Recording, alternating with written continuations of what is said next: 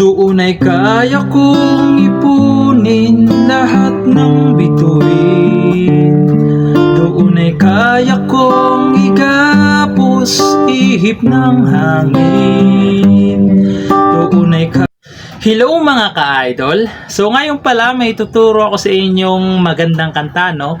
Old song nga lang siya. Yung title pala nitong kanta ay yung Doon Lang by Nonoy Zuniga. So yan yung kanta na ito, hindi ako sure. So itong ituturo ko ngayon sa inyo ay flocking version, no? Flocking. So kung gusto nyo ng strumming, meron din akong ginawa. So hanapin nyo na lang dyan, no? So ito ngayon is flocking, no? Flocking version. So ganito lang yung flocking sa buong kanta na, okay? Sa buong kanta. So ito lang siya.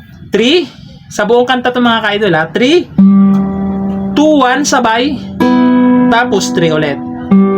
Okay? So sa buong kanta na yan, ulitin ko, 3 2 1 sabay, tapos 3.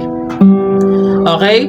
So makikita nyo dyan sa chord, pag may nakita kayo dyan sa chord na number sa taas, ibig sabihin yun yung bass. Okay? Yun yung bass. Halimbawa may C na may nakalagay na 5, ibig sabihin 5 2 ay 5 5 3 2 1 sabay, tapos 3 ulit. Okay, so ganun siya, no? So pangkabuuhang kanta na yung kanina, yung 3 2 1 3, no? So proceed na tayo doon sa kanyang verse.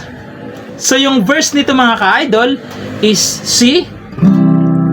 Ayan yung C, first string, fourth string, tsaka fifth string. Ayan yung C.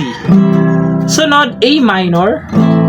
Yung A minor, second string, fourth string, tsaka third string. A minor. Tapos sunod F major 7. Yung F major 7, ito siya. Second string pa rin, third string, tsaka fourth string. Ayan, F major 7. Tapos sunod is A7. Yung A7, ito siya, second string, tsaka fourth string lang. A7. Sunod, pupunta kayo ng D minor. Yung D minor, ito siya, first string, third string, tsaka second string. Ayan, D minor.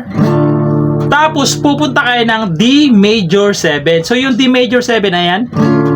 Ayan yung D major 7. Ito siya, first string pa rin.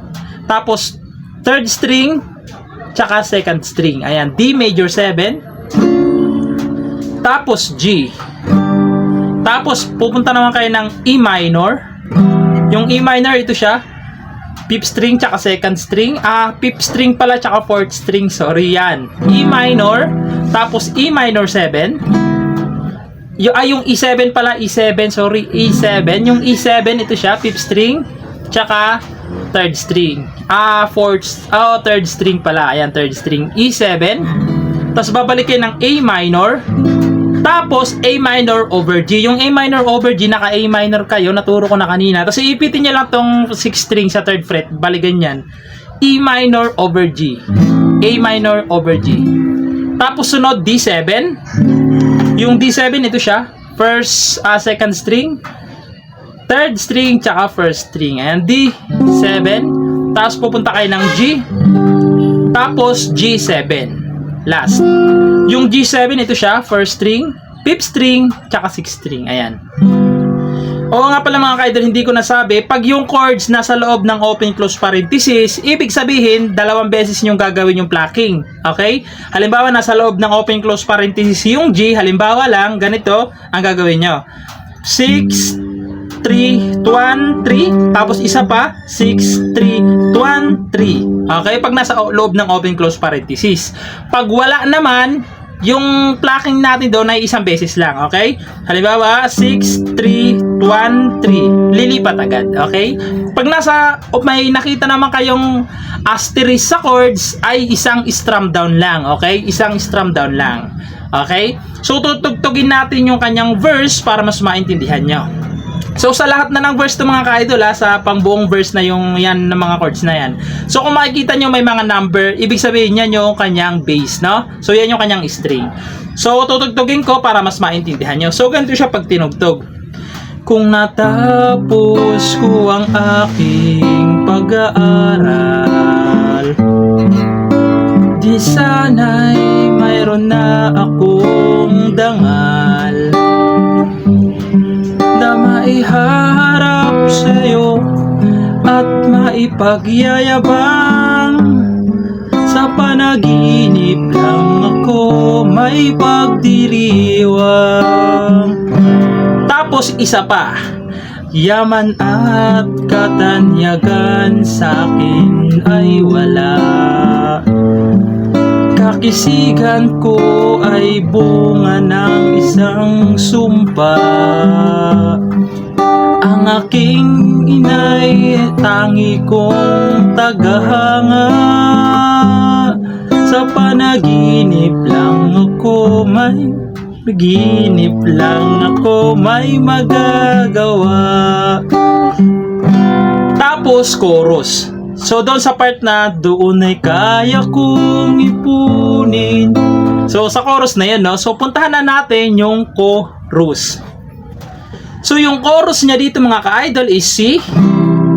Ayan, naturo ko na kaya hindi ko na isa-isa yung string, no? C, A minor, D minor, tapos G, tapos C ulit, tapos G. Pagkatapos niyan, babalik kayo ng C, A minor, F major 7, tapos E minor naman, tapos A, tapos D minor, tapos G7, tapos C. Okay? So, pasensyahan nyo na mga idol, medyo mahaba-haba yung kanyang chords, no? Pero wala naman siyang bar chords. So, ganito siya pag tinugtog naman yung chorus. Doon ay kaya kong ipunin lahat ng bituin. Kaya kong igapos ihip ng hangin. Doon ay kaya kong ipagpawal buhos ng ulan. Sa panaginip lang kita mahahagan tuwina doon lang.